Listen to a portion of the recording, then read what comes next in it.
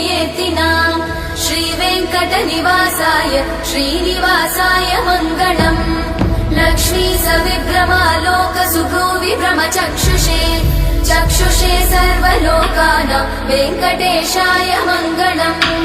श्रीवेङ्कटाद्रिशृङ्गाग्रमङ्गलाभरणाङ्गये मङ्गलानां निवासाय श्रीनिवासाय मङ्गलम् सर्वावयव सौन्दर्य सम्पदा सर्वचेतसां सदा सम्मोहनायास्तु वेङ्कटेशाय मङ्गलम् नित्याय निरवध्याय सत्यानन्दचिदात्मने सर्वान्तरात्मने श्रीमद् वेङ्कटेशाय मङ्गलम् स्वतः सर्वविदे सर्वशक्तये सर्वशेषिने सुलभाय सुशीलाय वेङ्कटेशाय मङ्गलम् परस्मै ब्रह्मणे पूर्णकामाय परमात्मने प्रयुञ्जे परतत्त्वाय वेङ्कटेशाय मङ्गलम् आकालतत्त्वमशान्तमात्मनामनुपश्यताम् अतृप्त्यमृतरूपाय वेङ्कटेशाय मङ्गलम् प्रायस्वचरणौ पुंसां शरण्यत्वेन पाणिना कृपया दिशते श्रीमद् वेङ्कटेशाय मङ्गलम् दयामृततरङ्गिण्यास्तरङ्गैरिव शीतलै अपाङ्गैः सिञ्चते विश्वं वेङ्कटेशाय मङ्गलम् स्रग्भूषाम्बरहेतीनां सुषमावहमूर्तये सर्वाद्दिशमनायास्तु वेङ्कटेशाय मङ्गलम् श्रीवैकुण्ठविरक्ताय स्वामि पुष्करिणीतटे रमया रममाणाय वेङ्कटेशाय मङ्गलम् श्रीमत्सुन्दरजामातृमुनिमानसवासिने सर्वलोकनिवासाय श्रीनिवासाय मङ्गलम् मङ्गलाशासनपरैर्मदाचार्य पुरोगमै सर्वैश्च पूर्वैरचार्ये सत्कृतायास्तु मङ्गलम्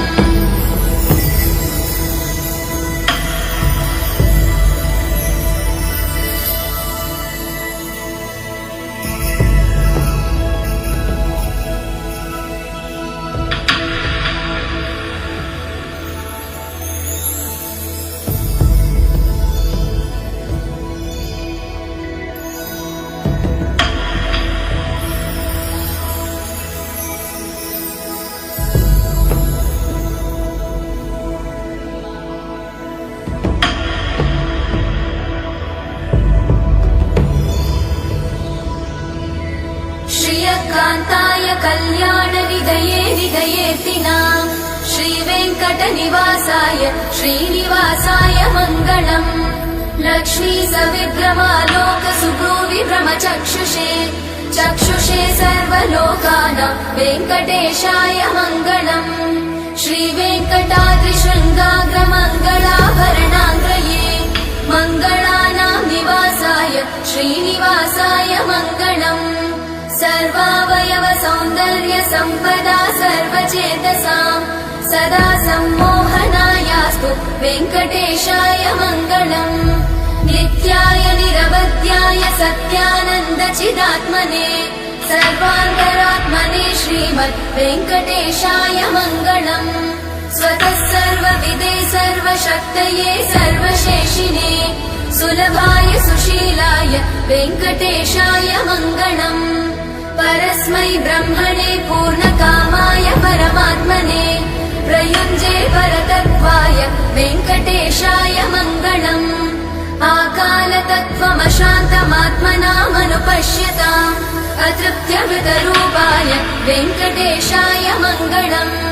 प्रायस्वचरणौ पुंसां शरण्यत्वेन पाणिना कृपया दिशते श्रीमद् वेङ्कटेशाय मङ्गलम् दयामृततरङ्गिण्यास्तरङ्गैरिव शीतलै अपाङ्गैः सिञ्चते विश्वं वेङ्कटेशाय मङ्गलम् स्रग्भूषाम्बरहेतीनां सुषमावहमूर्तये सर्वाद्दिशमनायास्तु वेङ्कटेशाय मङ्गलम् श्रीवैकुण्ठविरक्ताय स्वामि पुष्करिणीतटे रमया रममाणाय वेङ्कटेशाय मङ्गलम् श्रीमत्सुन्दरजामातृमुनिमानसवासिने